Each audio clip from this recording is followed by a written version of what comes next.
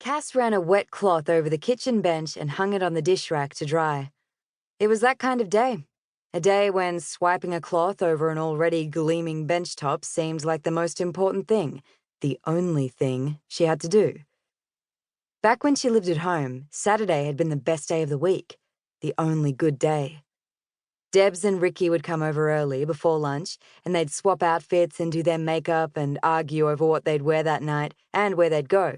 The train tracks bonfire, the movieplex in the mall, or the blue light party in the car park behind Ahmet's Bar and Grill. Sometimes they'd sneak into the back of Vivio's nightclub, but most of the bouncers had known their age, and if they got caught, they were booted out. It only ever worked out for them if the bouncer was new, or Ricky's cousin was working. Cass hadn't really minded when they got busted. The music at Vivio's sucked. She'd grown up with all the house styles, and sometimes she just ached for something old school and defined like The Damned or Killing Joke. Ancient 80s goth rocked the business, in her opinion. On those perfect Saturdays, if her mum was still sleeping off a hangover, they'd smoke weed in the lane behind her flats. Not that her mum cared if she was smoking or not. Cass sighed. Being 14 seemed another life ago. She had her driver's license now, or at least her provisional Ps, and in a couple of days she'd be able to legally vote. 18. Not that any of the wankers in Australian politics deserved her support, but it felt good to know it was her right to not vote for them if she wanted to. And the truth was that even though Saturday nights had been more fun when she was 14, she wouldn't want to be that person anymore.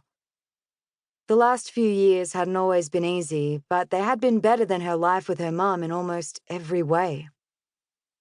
She formed a mental list of how much better. Lists were good when you were bored. At 12, she'd learned to fill out her mum's dole forms. At 13, she'd menu planned to make their allowance stretch 2 weeks, and then she did the shopping at Coles. But that was stuff everyone did. What she was better at now was other stuff, like spreadsheets. Her boss, Tara Sharp, knew everything about people. Like Tara really got people when they were lying and stuff. Cass knew she wasn't so good at that, but Cass didn't forget anything. Tara Sharp.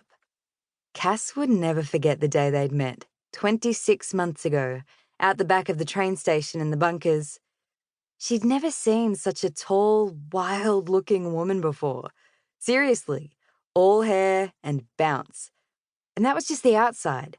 On the inside, Tara was like a ticking bomb.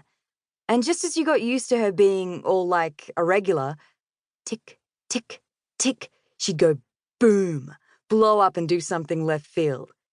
In the time Cass had known Tara, someone had tried to run her over, she'd been kidnapped by an actual professional hitman, and she'd been affiliated to a bikie gang. Cass grinned.